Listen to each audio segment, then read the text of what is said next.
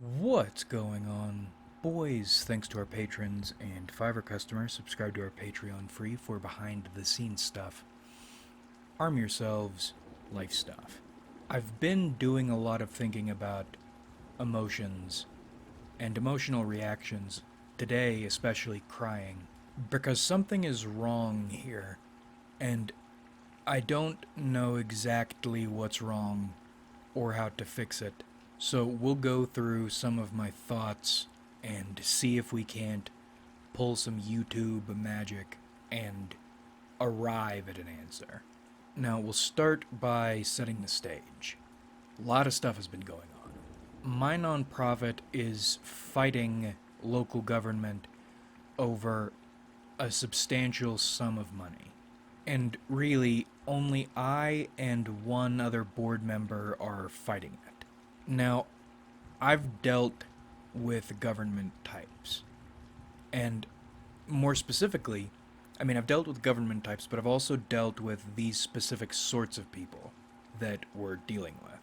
And I know the only things these sorts of people understand are dominance and submission.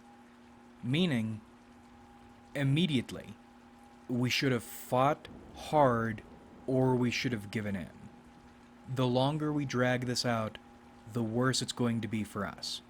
And we are dragging it out because this board member, for some reason, keeps expecting them to become reasonable or become decent. She thinks by discussing her feelings and what's just, what's right, will change their mind, and change their minds, and that's not what's going to happen. And I have to keep doing evening shit when I'm not supposed to be working, and on my days off too, and that alone is getting tiring. This mostly inability to relax.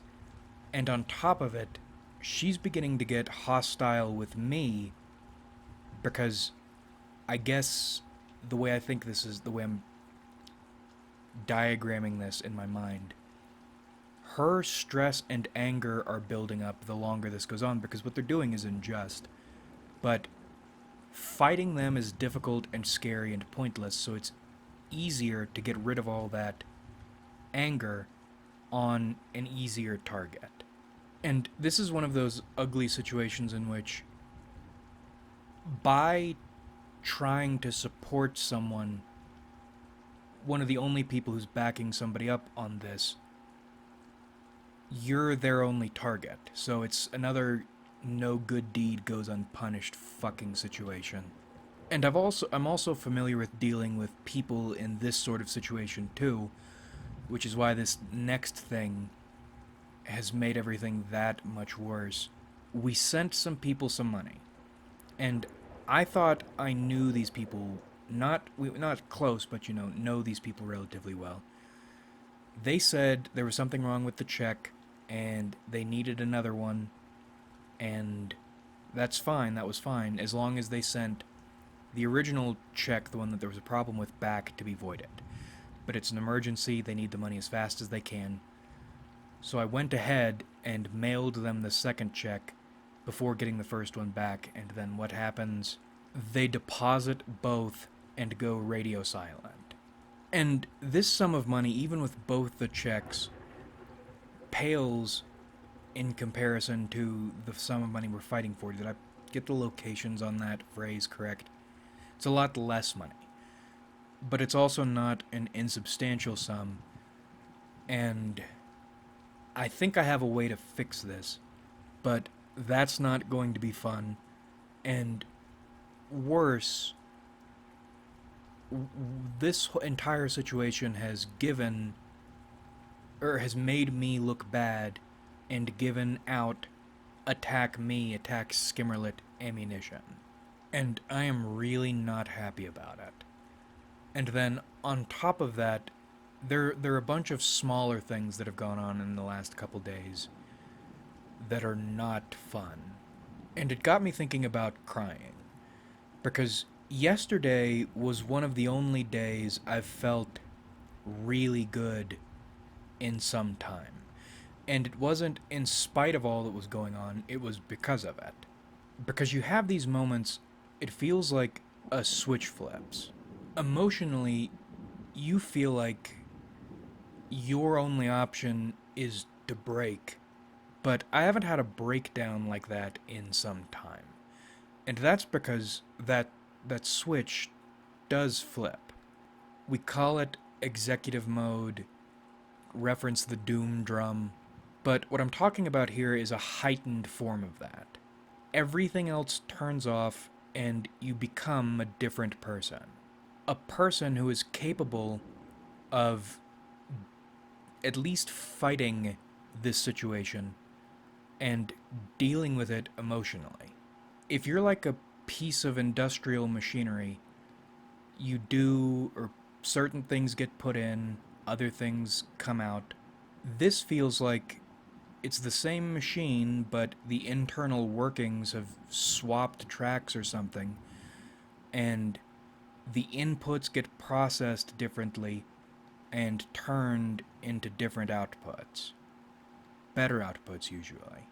And it's a rush when this happens because in this state, you feel like you're the person you should be.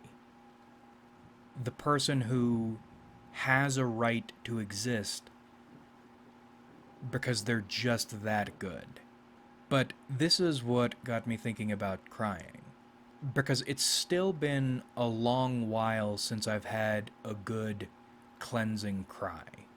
At most, well, okay, normally I'll get, if something especially affective hits me, either I'll get those low level leaky tears. You don't feel like crying, but you just are a little bit, as in a very mechanical reaction to something affective.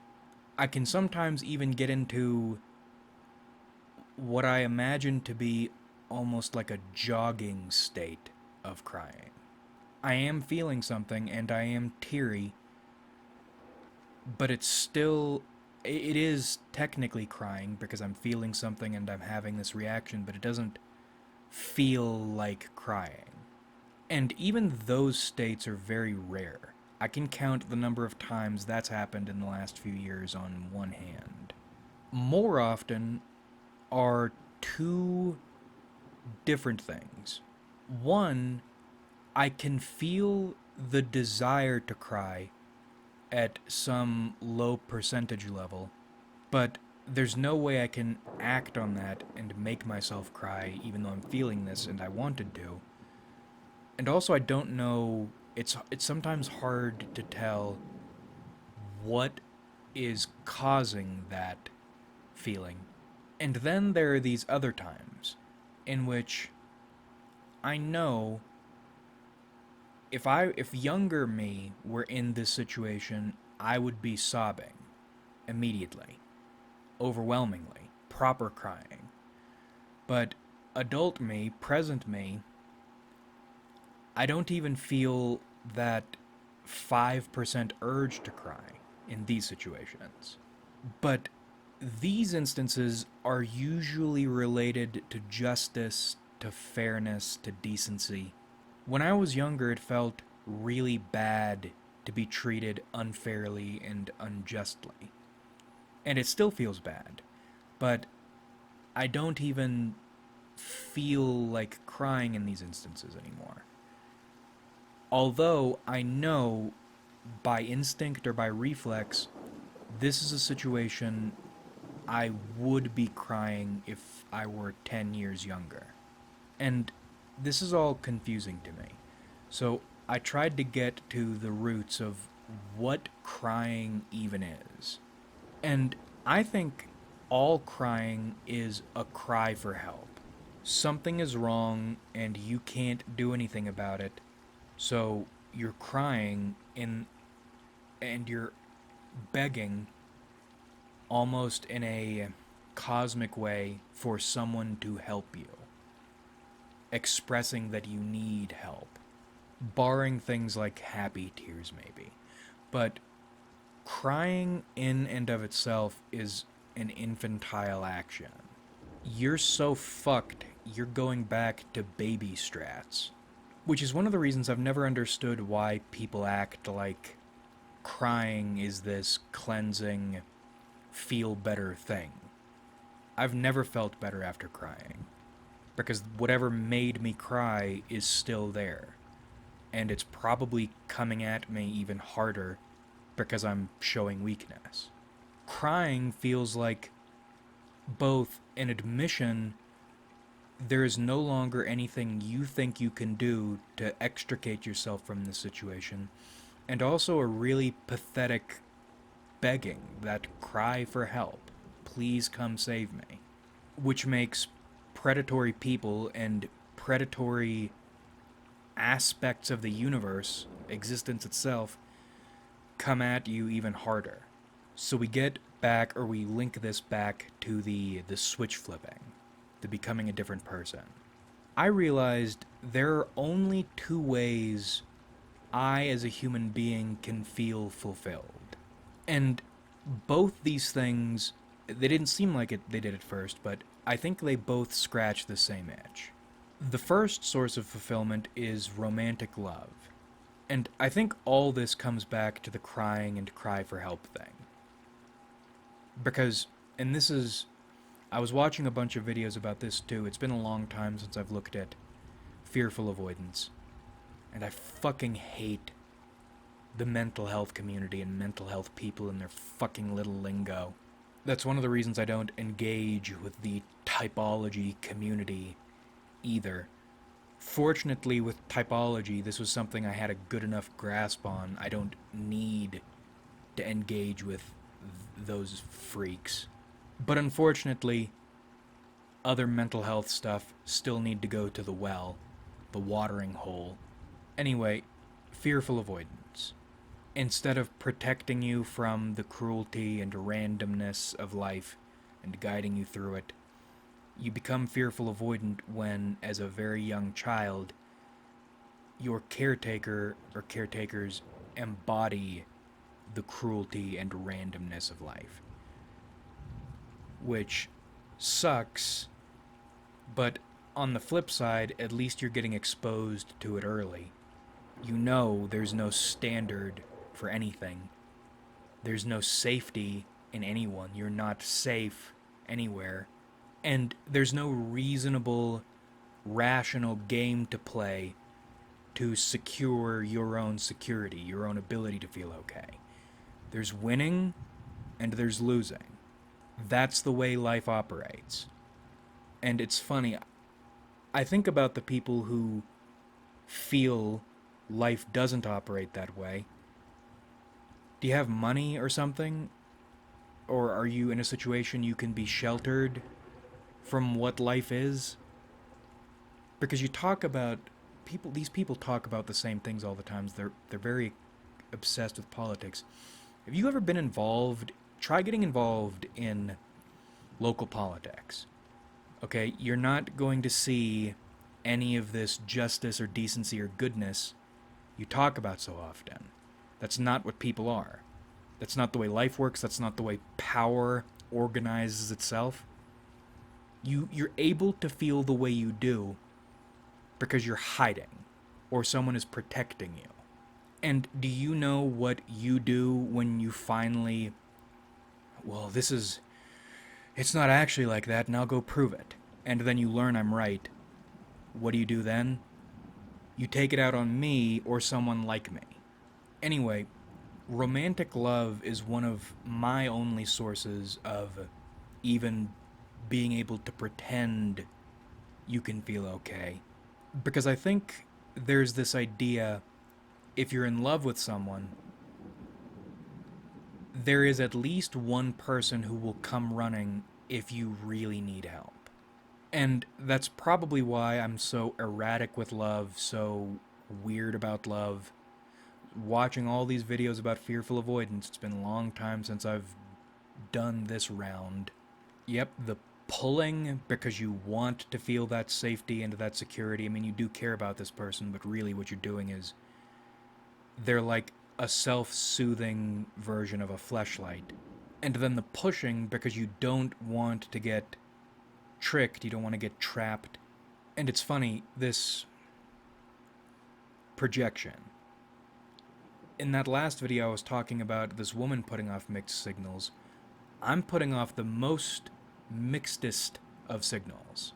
It's like the equivalent of telling someone you want to take them flying. Flying is the best thing in the world. I have this plane, we can go up into the sky and it'll be great.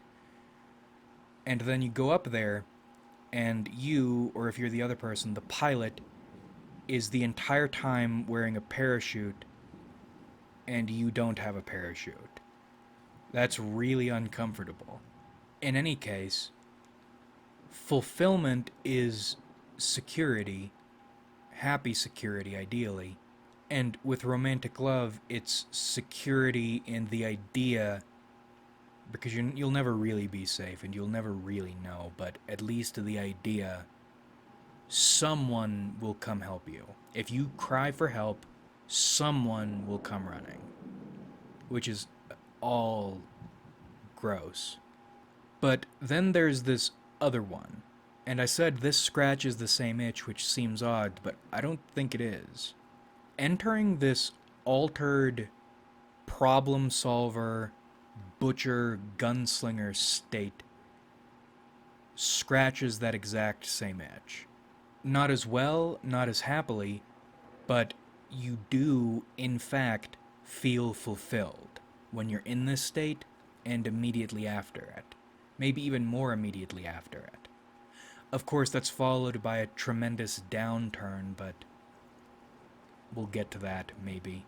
And I was thinking about how much I like being in this altered state, how much I love myself when I come out of it, because it's curious. I feel like the person I say I am is a big character. And the more that gets dismantled, what's left is nothing. It's hard to love myself without an ego that is a little bit outside me. But then you have one of these moments in which the switch flips and this other person emerges, and it feels like a different ego and an even better ego. And these are the only times you ever feel like you can really love yourself. So why is it this, or why is this the case? And why does this also scratch the same itch of this security, this fulfillment thing? I think it's because in certain situations you get pushed to such a point you are a different person.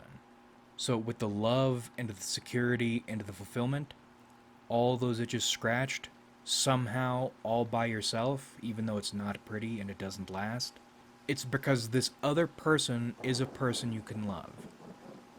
This other person will come running when you cry for help. And this other person is no pushover, like you are. And this other person is you, but in no way does it feel like you. And it also seems like the worse the situation is when the switch flips, the stronger or more capable or more protective this other person is.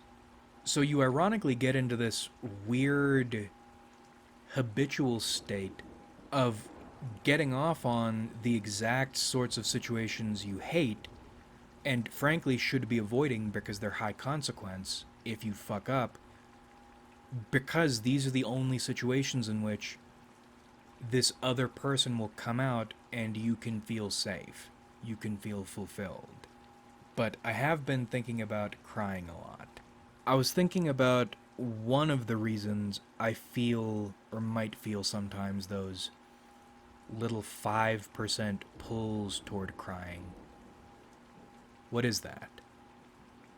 Well, what it is informs much about my life and the way I look at the world. Embarrassing thing. When I was a child and I cried for help, nobody came running. Nobody saved me. And I wanted that badly. The embarrassing thing is I still want that. Why don't I cry very much these days? Because I know nobody's coming to save me.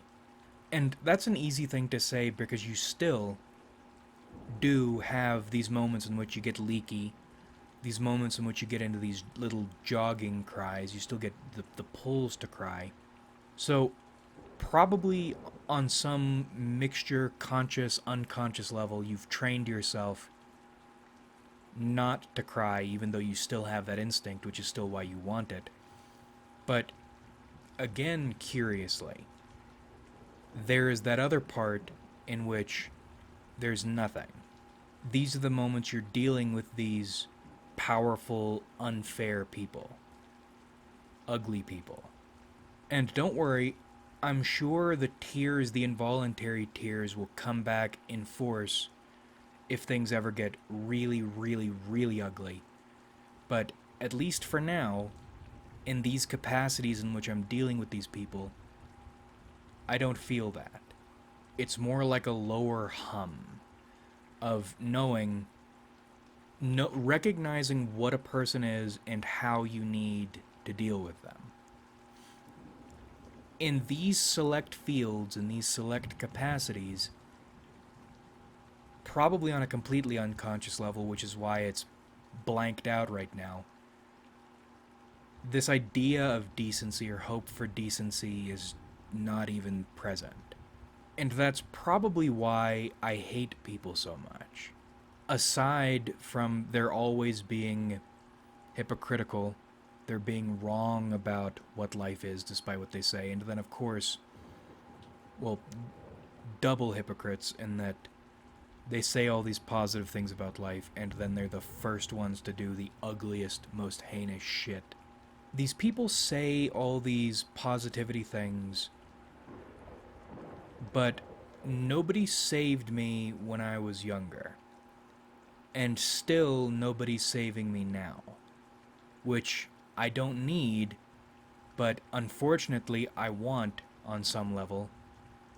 And I don't know how that's going to resolve. You expect me to do and think all these positive things, and you hate me when I don't.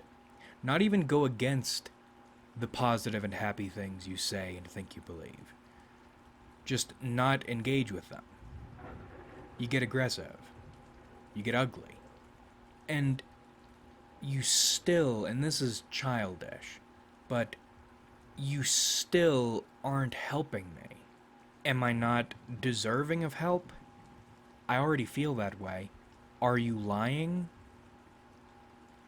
Why are you lying if you're lying? Why are you saying all this shit if you know it isn't true, if you have no intention of backing it up on any level? Or is it selective? I just don't understand why everything is a lie. The helping other people idea is a lie. Getting helped is a lie. Helping yourself is also a lie. My channel will never get big because there's no happy ending. Well, actually, there is one positive note. If nothing else, there is interesting shit in life.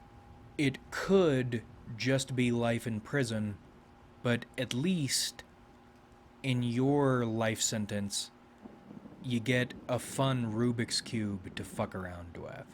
And that might sound sarcastic, but it isn't. At least you have something to do and to fuss about and to worry about and to think about in life. Got tons of things to fuck around with.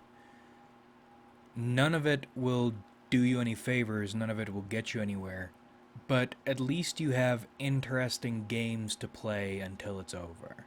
Like if you enjoyed, subscribe if you haven't.